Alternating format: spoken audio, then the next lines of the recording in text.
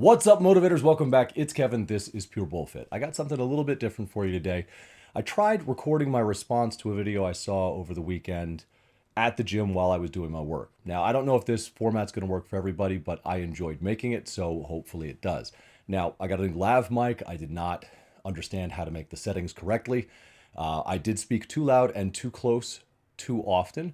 And there's some scratching noises that from it rubbing right on my neck. So I am aware of all of that. But any other feedback you guys have got for me, I'm more than willing to hear. So I'm looking forward to it. Let me know if you like this or not. With that said, let's get into it.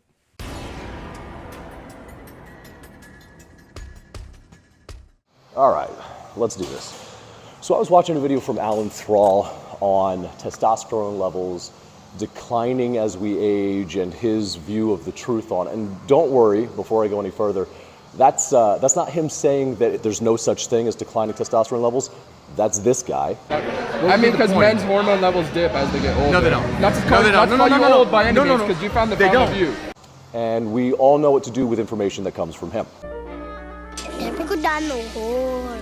No, Alan was talking about how it not necessarily being this inevitable thing that just happens. It is a result of how you lived your 20s, your 30s. That's going to predict and affect how you live in your 40s, your 50s, and so on. And the man has a point. This stuff ain't happening just because you had your 30th birthday. The person you are in your 30s is the product of your first decade as an adult.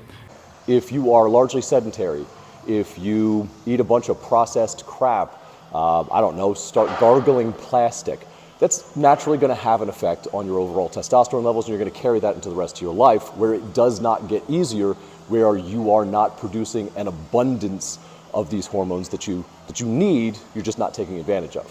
That's true. But I'd like to piggyback on that and add a little bit more, because while what you do in your early decades and what you're doing now affects your future, it's also kind of a problem to say that testosterone is going to fix all your problems. Now, I know that we've got billions of dollars a year in research talking about how, oh, if your energy's low, you're not sleeping right, you're not holding on to muscle like you used to, you're getting a little bit fat. That it's all going to be fixed if you just raise your testosterone levels through our new patented bullshit formula. I understand that there's a lot of that going around, but it is not necessarily true. So this topic has been covered by people who are a hell of a lot smarter than me. Dr. Mike Israetel, Dr. Brad Schoenfeld.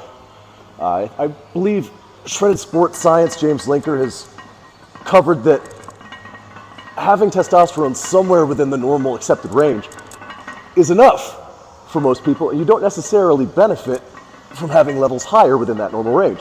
It's typically at the super physiological levels, which you will not achieve with any of these stupid fucking supplements, that you really start to see the benefits that most people are looking for or associate with higher levels of testosterone. So don't get hung up on that, because it's probably not going to happen. The other thing that I want to cover is that, yes, absolutely exercise, particular kinds of exercise, can support your testosterone, your existing testosterone levels, but it's a very short spike, and there's currently no evidence to suggest that exercise alone is going to take you from low T to normal T. It can be part of the solution, but don't make it the entire solution. If you're experiencing things associated with declining testosterone levels, you've really got to take a hard look at your entire lifestyle. And it's not so much that you need to train differently. Maybe you should have been training differently all along.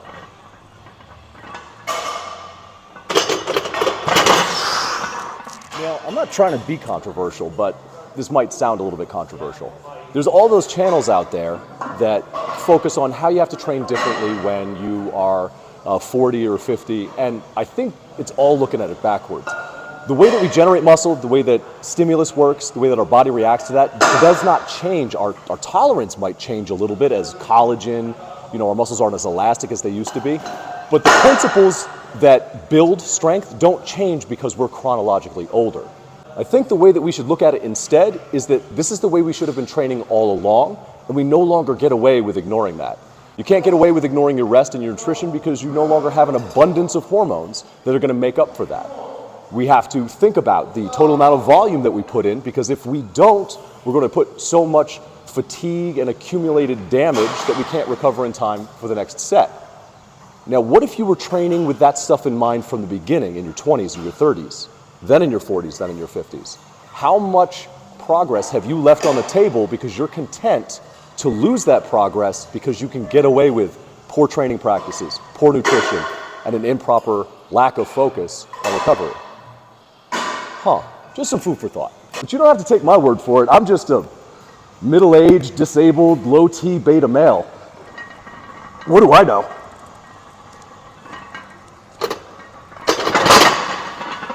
Now, I'm not trying to give anybody any crap for training hard now or having a wild man philosophy or approach. Whatever's going to keep you consistent, that's what you got to do.